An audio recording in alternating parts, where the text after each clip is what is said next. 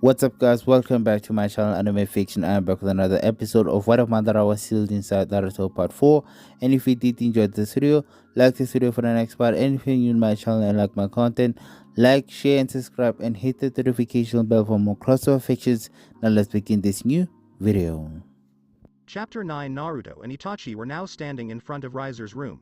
After searching the entire third floor, they finally found his room. Of course they had to knock out some guards, scare some minions, but it was worth it. So how are we going to do it? Itachi asked as he looked towards the door. Hell, even the door was designed with the fabulous in mind.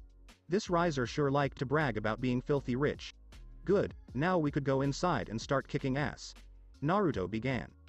Or? Itachi asked. Naruto smiled as he walked back. We can do it. Dynamic entry. Naruto charged the door and kicked it with all of his strength. The door flew off its hinges and was slammed into the room. A cry of pain was heard from inside the room. What the hell? Naruto and Itachi entered the room to see Riser trying to remove the door from his body. Naruto whistled. Shit, it really hit him. After Riser finally got the door off him, he got up and dusted off his clothes. His eyes widened when he saw Naruto, and his gaze quickly turned into a glare. You. How did you get here? Humans can't just enter the underworld like that. Riser screamed in anger. This is a trade secret, my friend. Naruto said nonchalantly. Riser kept looking at him. What do you want? You know you could have a dozen demons behind your head in the blink of an eye, right? Naruto chuckled as he moved a little closer to Riser. Great friend. We can do it the easy way or the hard way. If you break the engagement with Rias, we won't have any problems, Naruto said. Riser was silent for a while and then started laughing out loud. Foolish. Is that why you came? There's no way I'm breaking off the engagement. I need Rias to keep our demon blood pure. A puny human like you wouldn't understand that. Riser spat. Naruto shrugged. Well, I can't say I didn't warn you. Naruto then disappeared from Riser's sight. Riser's eyes widened in response. He's fast, he thought. You shouldn't let your enemies get to you. Naruto's voice came from behind Riser. Riser wanted to turn and intercept whatever attack Naruto was planning to make, but it was too late. The secret taijutsu technique of the Leaf Village, 1,000 years of death. Naruto gracefully inserted his index and middle finger into Riser's ass. Riser was sent upward by the sheer force of this dreaded technique. He hit the ceiling and fell to the floor, rubbing his aching buttocks. Itachi smiled. It looks like you actually used Kakashi's dreaded technique. Naruto just smiled and walked over to Riser. He then began violently punching Riser's body using chakra-enhanced strength. Though his punching power didn't come close to the punching power of Tsunade or Sakura, it still hurt a lot. Naruto finished hitting Riser with a smile on his face. Probably Akino's sadistic side was spreading over him.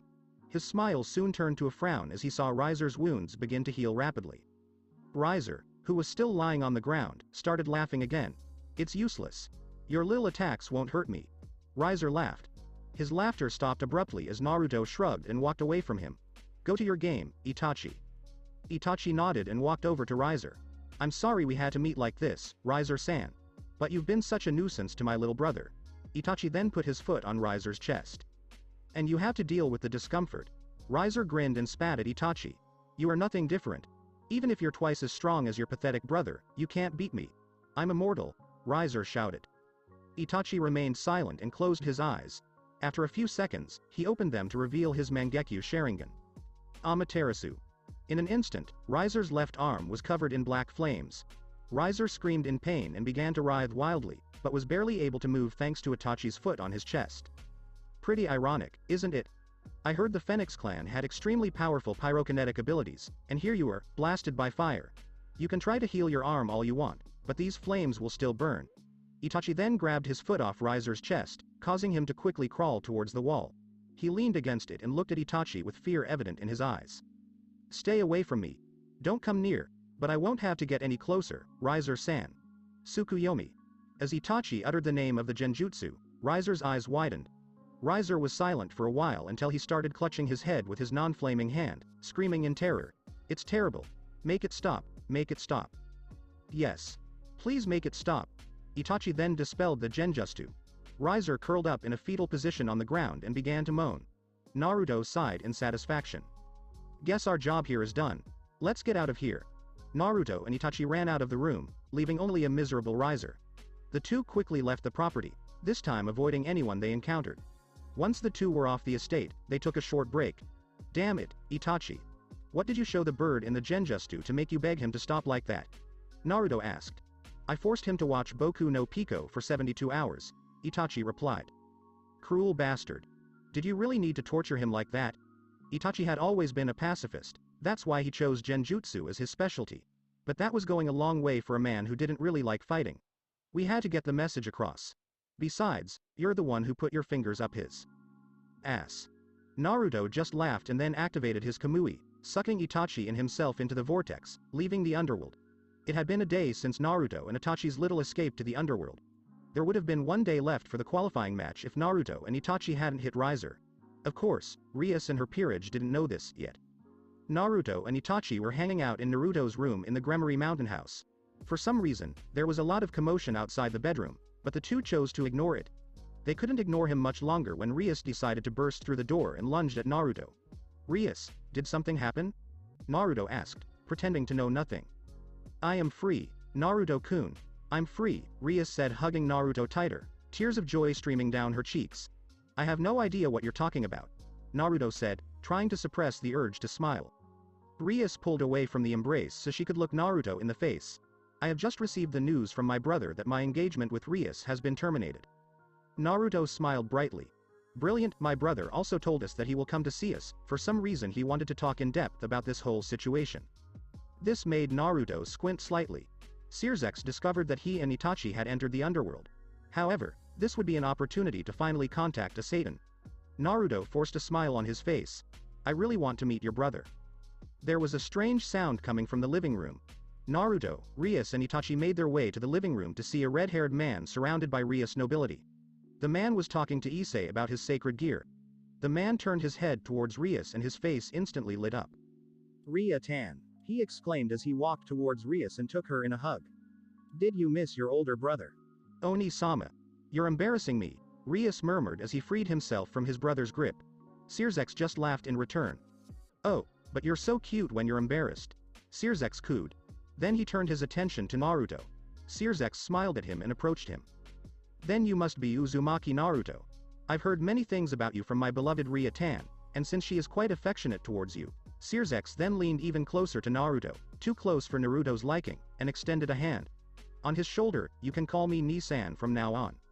Rias's jaw dropped and his face turned red. Naruto chuckled awkwardly. The situation only worsened when Itachi decided to get involved. I'm sorry, Sears X-san, but the only one Naruto will call Ni-san is me. Itachi said as he stood between Naruto and Sears X. Sears X and Itachi looked at each other, dark auras appearing around them. Naruto then punched Itachi in the back of the head and Rias pinched Sears X's cheek, snapping them both out of their stupor. Sorry, I guess I got a little carried away, Sears X said with a smile as he rubbed the back of his neck. Naruto-kun, Itachi-san, could we talk for a moment in private? Naruto had a rather uncomfortable feeling in his stomach, but nodded anyway.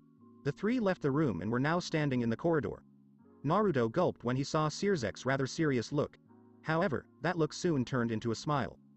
I think I should thank you two first, Sears X said, surprising Naruto and even Itachi to a lesser extent. While their methods may have been questionable, I'm glad the engagement was broken off. So you're not mad at us? Naruto asked, a little suspicious. Maybe Sears X was trying to get them when they let their guard down. No, in fact, I've been quite happy ever since. Sears X just nodded, the smile still on his face. Damn it, you demons are screwed, Naruto concluded. Sears X laughed in response. Riser is in therapy now. He is basically afraid to look someone in the eye and gets really scared when he sees the color red. I'm sure being beaten by insignificant humans, as Riser himself puts it, must have been a blow to his ego, Sears X explained. Naruto and Itachi nodded. I guess the Sharingan fucked Riser good, but I still don't understand, Naruto said, confused. Aren't you even a little mad that we humans broke into the underworld like that and traumatized a high-class devil? Sears X sighed. Look at Naruto-kun. Like Satan, I am constantly dealing with this type of activity from the devil. But if there's anything more important to me, it's Ria's happiness. Sears X put a hand on Naruto's shoulder. I see you will be able to make Rias more than happy. Please, Naruto-kun, don't think of her interest in you as a power grab. Naruto frowned a bit. Honestly, he had no problems with Rias. Hell, she was probably the prettiest girl he'd ever met. But there could be an extremely small chance that he would have to get rid of her once he began the next phase of her plans, and that thought irritated him greatly. Well, I guess it's time for me to leave, Sears X said as he started back into the living room, Naruto and Itachi following. I wouldn't want Grafia to scold me saying I left without her when I get back, Sears X murmured as an afterthought. Once the trio reached the living room, Sears X started preparing his magic circle. I see potential in your peerage, Ria-tan. Good luck with your training. And stuff like that, Sears X said to Rias. Rias and his peerage were sweating, some surprised by Sears X's relaxed demeanor. Sears X then turned to Naruto and Itachi with a smile. Be careful you two. Especially you Naruto, I'm too young to be an uncle. Before Naruto could answer, Sears X was already gone. Issei fell to the ground and began to sulk. Curse. All this training and we haven't even been able to kick ass. I guess it was all in vain. Yuto looked at Issei and smiled reassuringly. Don't worry. All of this training will pay off in the long run. And you didn't think this was the only time we actually trained, did you? Of course not, pretty boy. Are you trying to make me look bad? Issei yelled as he pointed an accusing finger at Yuto. Of course I'm very happy with this and stuff, but it's time for us to go too, Naruto said as he activated his Kamui. See you guys later. Naruto and Itachi disappeared into the warp of space. Let's hope Rainier-chan doesn't kill me. Naruto and Itachi reappear in Naruto's apartment. Naruto sighed in satisfaction as he dropped onto the couch. Home sweet home, Naruto exclaimed. Itachi sat quietly next to him. Naruto snapped out of his amazement when he realized that his fallen friend hadn't said goodbye to him. Where's Yuma-chan? Naruto wondered as he looked around the room. Who is this Yuma-chan you speak of? Itachi asked as he looked at Naruto, who had started searching the room frantically, with a raised eyebrow. Oh right, you haven't met her yet. I found her on the street, wounded and with amnesia. I decided to take her in because she had nowhere to go. Naruto explained as he continued to look around the room, opening the closets and looking under the furniture. Itachi smiled slightly at Naruto's kindness. The boy hadn't changed that much after all. Maybe he's in the bedroom, Naruto thought to himself as he made his way to the bedroom. Once the door opened, was greeted with the view. Rainier was indeed in the bedroom. She was lying on the bed, embracing what seemed to be a body pillow. What marked Naruto was the fact that a photo of him had been sewn in the body pillow. He quickly made his way to the bed and snatched the pillow from Rainier's arms. This caused Rainier to wake up immediately. The two stared at each other for quite a while when suddenly Rainier grabbed Naruto in a tight hug and began rubbing her cheek frantically against his. Oh, Madara-sama. I missed you so much. You left so suddenly without telling me. Rainier would have gone on to tell Naruto how much she missed him if he hadn't interrupted her. Turn it down, he hissed. We have a permanent visitor. Do you remember what I told you? Not Madara-sama when there were others with us, Yuma-chan. Rainier blushed and loosened her grip on Naruto a bit, but still kept him in his embrace. I'm sorry, Naruto-kun. Naruto nodded. Good. Now I want you to meet our visitor. So get dressed. And get rid of that pillow, please? Rainier blushed even more and quickly got out of bed to get dressed. Once ready, the two made their way to the living room. Sorry to keep you waiting, Ni-san. Naruto exclaimed with a smile. Rainier looked a little confused. Why did her Madara-sama call this man her brother? So this is Yuma-chan. I hope you two can get along. Naruto then pushed Rainier a little closer to Itachi, who had now risen from his seat on the couch. Nice to meet you, Yuma-san. I'm Itachi, Naruto-kun's older brother. Itachi said with a slight nod of his head. Rainier bowed. Nice to meet you, Itachi-san. I knew you would get along perfectly. Naruto said with a smile. Why don't you two know each other better? I have some, issues to deal with. Naruto said quickly as he disappeared into his room. Rainier and Itachi wouldn't see him for the rest of the day. Itachi was staring blankly at Rainier, who was fiddling with her hands rather awkwardly, trying to avoid Itachi's gaze. So, do you like Dango? XXX, this sword is fucking tough. He's faster than Sonic. Kokabiel watched idly as he watched Freed, who was experimenting with Excalibur rapidly. They were back in the old building which they used as a comfortable hiding place. Freed was laughing maniacally as he moved rapidly across the room, leaving only afterimages behind. Kokabiel just groaned in annoyance. The exorcist would go on like this for a while now that he had a new toy. Looks like you're having a good time. Maybe you should subscribe? Kokabiel turned her head quickly and her eyes widened as he saw who was standing next to her. Madara-sama! Exclaimed Kokabiel.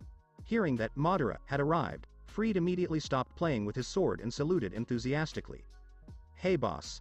Freed yelled, looking like a child who was picked up from kindergarten by his parents. Madara nodded in response, slightly amused by Freed's antics. Then why did you come, Madara-sama? Kokabiel asked as he followed Madara, who was walking towards Kokabiel's throne. Madara sat on the throne and turned his head towards Kokabiel. Kokabiel shivered slightly as he saw Madara's red eyes flash briefly through the holes in his mask. You're not very perceptive, are you? I told you I'd come back later to discuss everything further. Madara said, annoyed. He then turned his attention to Freed, who had resumed his activities with Excalibur rapidly. I see there is only one holy sword here. Where are the others? I thought you stole more. Kokabiel agreed. It is true. The other two swords are currently with another accomplice of mine, Valpier Galilei. Kokabiel explained. The leader of the Holy Sword Project. You certainly have an interesting choice of who to work with. Madara said, her gaze still locked on Freed. Do you know the Holy Sword Project? Obviously. Why do you take me for a fool? Madara asked in a menacing voice. Kokabiel shook his head quickly. Well, so what's the next step in his grand plan to show just how superior fallen angels are? We still need one more sword, Excalibur Mimic. After obtaining it, we will fuse the 4 blades together to create a more powerful holy sword. Madara nodded at Kokabiel's explanation, but something was still missing. And how are you going to get your hands on Excalibur Mimic? Kokabiel grinned wickedly, baring his sharp teeth. Madara shivered a little. Compared to other fallen angels like Rainier or Azazel, Kokabiel was hardly a Prince Charming. Fortunately, the Excalibur Mimic wielder was sent here with her partner to investigate the thefts. We'll take him away when the time is right. I see. Madara replied. Under the mask, Naruto narrowed his eyes. So he had to play the waiting game for a while longer. He and Kokabiel were interrupted by Freed, who was tugging at Madara's arm. Boss. When can I kill something? I don't care if it's a human or a lousy demon, just swinging my chopper sword doesn't compare to the experience of slicing meat, complained Freed. Kokabiel pinched the bridge of his nose. Madara, not the most patient of a man, would probably rip out Freed's intestines and eat them for breakfast. To Kokabiel's surprise, Madara only chuckled. Don't worry. In time, that blade of yours will be stained with blood, replied Madara. Freed smiled back and slipped, still playing with his sword. Madara sighed as he rose from the throne. I have to go now. Make sure you keep an eye on little Freed. Goodbye, Kokabiel. Madara slowly disappeared in the vortex of his kamui. Once he was gone, Kokabiel sighed with relief. The pressure in the room had dropped dramatically. Freed walked slowly up to Kokabiel and stood beside him. The two were silent for a while, something Kokabiel appreciated immensely, until Freed broke the silence. The boss is definitely an interesting man. Kokabiel growled. That's him. Do you think he is more of a man with boobs or a man with ass? The sound of the applause in Kokabiel's face probably echoed through the building for all eternity. Damn you, Azazel. Can't you sit still for once? A disguised Naruto was currently walking towards the lake. Apparently, Azazel had gone fishing and was not present at his apartment, and now it was his turn to go find Azazel. He slowly approached a small dock he had discovered. 2 people were sitting on the edge of the dock. The one holding the fishing rod was clearly Azazel, but Naruto couldn't see the second person very well. There's something on your mind, boy. Do you want to talk about this? It's the least I can do for you, since you're keeping me from dying of boredom. I thought it was me keeping you company? You hurt me. Azazel nearly dropped his staff. Madara-san. I didn't expect you to come here. The boy who was sitting next to Azazel turned to Madara. The boy was none other than Issei. You. Issei yelled as he stood up and pointed accusingly at Madara. You were the bastard who took the sacred gear from Asia. Your memory amazes me, devil. Madara commented sarcastically as he sat down next to Azazel. Mister. You should stay away, this man is dangerous. To Issei's surprise, Azazel just chuckled. Calm down, devil. Madara-san is my friend. He doesn't want to hurt us. Azazel said, placing a hand on Madara's shoulder. You know, I was actually going to take you out for a drink like I promised, but I see that you like the company of little elves more than mine. Madara said, placing a hand on his heart. Azazel nearly dropped his fishing rod. Really? Azazel then snapped at Issei, who was extremely confused. What are you still doing here? I need my wine. Sir. We haven't quite finished the contract yet, Issei said slowly. Azazel cursed. He had been so close to tasting a delicious and expensive wine, but the opportunity had slipped out of hand. Azazel wept manly tears as he came to a conclusion. Madara-san, from today on, we'll go out even more, Azazel exclaimed, throwing his fist in the air. Issei thought Azazel had completely lost it, and Madara tried to slap him across the face, but his mask got in the way. So, little devil. How's your little blonde girl doing now? Madara asked. Issei gritted his teeth and looked at Madara. You better watch out, Issei threatened. Just because I can stand you now, doesn't mean I'll let you talk about Asia like that. I was just asking a normal question. You are the one who is getting angry. She's pretty useless without his sacred gear now, isn't she? Sneered Madara. It was like this. Issei activated his sacred gear and was about to hit Madara in the face, were it not for Madara who carelessly took the hit. Issei's eyes widened as Madara chuckled. And I thought you had a good memory. You seem to have forgotten what happened in the abandoned church. Madara then punched Issei in the forehead, causing him to fall onto his back. I could easily kill 1,000 different ways now. We are not enemies now, sadly we just crossed paths. Now, you should take that as a little, sorry. Then Madara pulled something out of his cloak. He had 2 small silver rings on his hand. Issei's eyes widened as he recognized the rings. This is the Twilight Core. Indeed it is. I don't need it anymore, so you should probably give it back to your girlfriend now. Madara said as he threw the rings at Issei, who caught them. Issei was shocked. Was this man just returning a rare sacred gear like that? Azazel had narrowed his eyes at Madara. Madara was no fool. He wouldn't give away something so precious for no reason. Azazel had noticed that it was actually the replica of the sacred gear that Madara had returned to Issei. But still, what would Madara gain by giving it to the boy? You know, for a man who goes around ripping sacred gears from. Good and evil are just illusions created by people who want to justify their means. I'm not good, I'm not even bad. I'm just a man who wants to achieve his goal. Madara explained calmly. Under the mask, Naruto was frowning. This had made everything much more problematic. He would have killed Issei if it was anyone else. But he was part of Rias's peerage. Naruto didn't want Rias to get upset about losing a piece. He knew how much he cared about his peerage. Let's get back on topic now, Azazel said to Issei. What did you have in mind, boy? Come on, spit it out. Issei sighed. Is nothing, actually. Only a few people from the church who have crossed my home. Oh, could not have been so bad, right? Azazel said while putting an arm around Issei behind. Unless they are Jehovah's Witnesses. A cold crossed Madara's backbone. Those guys give me the heebie-jeebie. If I hadn't known that demons came from the underworld, I surely would have thought that Jehovah's Witnesses would have come from there. Madara and Azazel burst out laughing. Issei also chuckled a little. Issei then got up and walked over to his bicycle, which was lying on the grass. I will have to inform Bucko now. Goodbye, sir. Dot and Madara. Issei then jumped on his bicycle and rode away. Make sure you come for the magic circle next time, kid. Azazel yelled with a laugh. Then he turned his head towards Madara, looking at him with a serious expression. Why did you give him the sacred gear? Madara shrugged. I no longer needed it and I still have the original. Also, I added one of my mods to the gear I gave to the boy, Madara said looking up at the moon. So, Azazel said as a mischievous twinkle appeared in his eyes. Now that the boy is gone, maybe we can have some wine now. Maybe next time. Why do you have to be so cruel, Madara-san? Naruto whistled a tune as he walked towards the Occult Research Club building. In fact, he had planned to stay in bed that morning, but Itachi had forced him to go to school. Silently cursing Itachi's brotherly instincts, Naruto kicked a rock along the way. He was lucky, Itachi didn't suspect Naruto's disappearances. Since he probably should have been meeting with Azazel and Kokabiel a lot more, it was a good thing Itachi didn't ask questions every time he had to leave the house. As Naruto approached the building, a particular member of Rias nobility decided to invade his thoughts, Yuto. According to Azazel, he was the sole survivor of Valper's Holy Sword project. Maybe he could get some useful things from Yuto. Maybe Naruto could get more information about Excalibur. The only thing he knew was that the original blade had been split into 7 pieces, each of which had a unique ability. The 4 pieces of Excalibur obtained by Kokabiel, although one was still missing, would have been fused into an incomplete version of the original Excalibur. But why was Yuto used in the Holy Sword project? Did he have something to do with Excalibur? Had he been able to wield it when it was still human? This made more sense to Naruto as only someone with light attributes could wield the holy swords. Maybe even Yuto had some light attributes. Naruto entered the club room with a sigh. He saw that all the nobility except Yuto were present. Since everyone was sitting on one of the couches, Naruto decided to take a seat as well. Naruto decided to sit next to Akano, who beamed when Naruto sat down next to her. How nice of you to grace us with your presence, Naruto-kun. Akano said with a smile. Naruto smiled. That's how nice I am. Naruto turned his head to Rias, who was frowning. So, anything interesting to tell us, princess? You don't look very happy.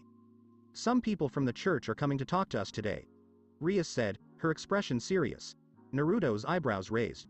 Could they be the ones who have been sent to investigate the thefts of the Excalibur pieces? I knew this day would come. Issei yelled in fear as he hid behind the sofa he had been sitting on earlier. A band of exorcists has found us and is coming to exterminate us. We're all going to die. Issei was fully aware of who was visiting, and was trying to lighten the situation with a little humor. It didn't work out so well. I think I'm lucky. Naruto muttered as he stood up and walked towards one of the windows. A crow was sitting outside. Then suddenly he remembered the night before. Hadn't some people from the church visited Issei? And now people from the church came to talk to Rias and his nobility. No, it couldn't be a coincidence. Do you know why they want to talk to you? Naruto asked. The church doesn't ring. I have no idea. Rias admitted. But I know I wanted to talk to you after this, he said with a smile. Naruto started rubbing his temples but laughed anyway. All this talk makes my head hurt. Suddenly, the door opened. Two girls entered the room, one had short blue hair while the other had brown hair pulled back into two ponytails. Rias narrowed his eyes looking at the two girls. So, you are the two who wanted to talk to me. Rias said. Everyone except Naruto, who had stepped away from the window, got up from the couches so the two girls could sit down. Rias glanced at Naruto who was now sitting next to her. He had a small smile on her lips as he looked at the two girls. Shouldn't you get up too, Naruto-kun? Rias asked. Naruto just chuckled in response. What can I say? I'm too interested in this to stand up. This was a perfect opportunity to get a comprehensive overview of how kokabiel should progress. If these were indeed the girls sent to investigate the whole holy sword problem, this was an opportunity Naruto couldn't pass up. So, what did you want to talk about? Rias said as he crossed his arms. The blue-haired girl decided to answer. Let me introduce myself first. I am Xenovia Quarta and this is my classmate Shido Irina. Naruto noticed Issei stiffen a bit. So these were indeed the people who visited him yesterday. We are here to recover 3 more pieces of the holy sword Excalibur that were stolen by fallen angels. They all gasped as Naruto narrowed his eyes. They probably knew that kokabiel had also stolen the pieces. But why are you telling us this? We devils would have no reason to associate with holy swords. Rias said, a little confused as to why Xenovia would approach her because of this topic. Fallen angels and demons have no love for these holy swords. We make sure it doesn't interfere with our work. I don't care if you're a high-class devil and the sister of one of the Satans. Xenovia said, her voice cold and her gaze hard. Rias looked at Xenovia, and Naruto could have sworn he saw Ria's eyes turn red for a second. Are you thinking I'm on the side of the fallen angels? Do not be ridiculous. Rias said, crossing her arms under her breasts. Xenovia smiled slightly. I see. He knew that Satan's sister would not be stupid. Then Xenovia and Irina got up from the couch. Then we say goodbye. Xenovia and Irina started walking away, until Xenovia suddenly stopped. He looked around at Asia. Are you Asia Argento? Asia looked surprised by the sudden question, but she answered. Yes. Yes, I am. Xenovia snorted. To think that a saint has become a devil. You really are a witch. Xenovia said coldly. Asia looked down, her guilt and even a little regret gleaming in her eyes. Irina also decided to participate. So you could heal both demons and humans? But keep in mind your sacred gear is gone. You're not exactly much, huh? Irina said, putting her hands on her hips. Issei was about to attack the two, but Kaneko stopped him. Tell me, Asia, Xenovia began. Do you still believe in God? Oh, come on, Xenovia. Now he's a demon. Irina tried to reason. There are still those who believe too after her betrayal. Xenovia said, without taking her eyes off Asia. I can't forget that. Asia managed to stammer. He's been there all my life. He let me kill you now. Asia's eyes widened. God can forgive you if you die by my hand. Xenovia started walking towards Asia, when suddenly Issei jumped in front of her. Stop talking like that about Asia, she yelled. She's a good-hearted girl, you have no right to call her a witch. And she's not useless, because I have this. Issei then rummaged in his pockets and gave 2 small rings to Asia. Asia gasped as she took the rings from Issei. Rias's eyes widened. This is the Twilight Cure. Xenovia just shook her head. The return of your sacred gear does not change the fact that you are still a witch. Issei gritted his teeth. Why don't I give you some sense, bitch? He growled. Xenovia raised an eyebrow. So it's a fight you want? Then I will fight. Everyone turned their attention to the door to see Yuto leaning against it. Naruto couldn't suppress his smile. Everything was going so well.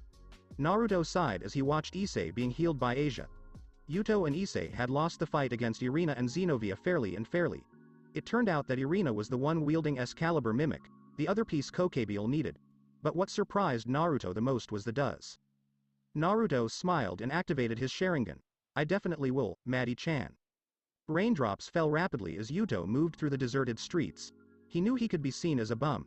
He knew that if he ran into any exorcist, he could be killed without causing a stir. But he wanted revenge and nothing more, and not even his friends could stop him. You seem to be in a hurry, Yuto. Yuto has stopped running. He turned slowly to see a hooded man appear out of the darkness. Yuto narrowed his eyes when he recognized the man. You stole Asia's sacred gear. Madara. Yuto murmured. Madara just giggled as she approached Yuto. Yuto took a defensive stance and was about to activate his sacred gear. What do you want? Have you come to kill me now that I have no noble title to back me up? Yuto asked, his eyes still half closed. Kill you? Oh no, my boy. Quite the opposite, actually. I have a proposal for you. Madara said as he crossed his arms. Confusion appeared on Yuto's face. A proposal? Do you really think I would work with someone like you? Madara started laughing again. I know what you want, Kiba Yuto. Revenge is what you seek, right? Yuto remained silent. As I thought. You already said it. This time you don't have your nobility behind you. They don't care about you even if you come back after you are done with your business. That's not true, Yuto yelled. I know Bucko and everyone is worried about me, but this is something I have to do alone. Tell me, boy. Did your precious Bucko or any of your friends try to stop you when you were leaving? Did they throw themselves at your feet, begging you to stay? Yuto remained silent. No, they hadn't. You can always refuse me. In the end it's your choice. But I can't promise that the nobles, Naruto-kun and Itachi-kun will be safe. Yuto's eyes widened. What does Naruto-senpai and Itachi-san have to do with all this? Madara started laughing again. They are like me. That's what they have to do with it. They look nothing like you. Yuto spat. I am. Cold-blooded killers. Managers. Liars. And that's not where the similarities end, Madara murmured as he took his mask and pushed it away a bit, causing Yuto to look into his eyes. Those eyes are the same as theirs. Yuto whispered. Exactly. Do you understand now, Yuto? You are risking more in the end if you go and try to destroy those swords. I'm sure you've heard of Valpyr Galilei? The name made Yuto clench his fists in anger. I see. I'll give you his head and a chance to destroy the pieces of Excalibur. And what do you want in return? Yuto asked softly. Information. My thirst for knowledge has not yet been satisfied. Madara exclaimed in a desperate tone. I have eyes everywhere, but there are still many places where I only see darkness. Will you be one of my eyes? Madara said as he held out his hand. Yuto took a deep breath and took Madara's hand, and said the two life-changing words. I agree. That's it for this part, guys. Thanks for listening to this video. If you did enjoy this part of the story, like, share, and subscribe, and hit the notification bell for more crossover fictions. And thank you all for your help and support, and have a great day.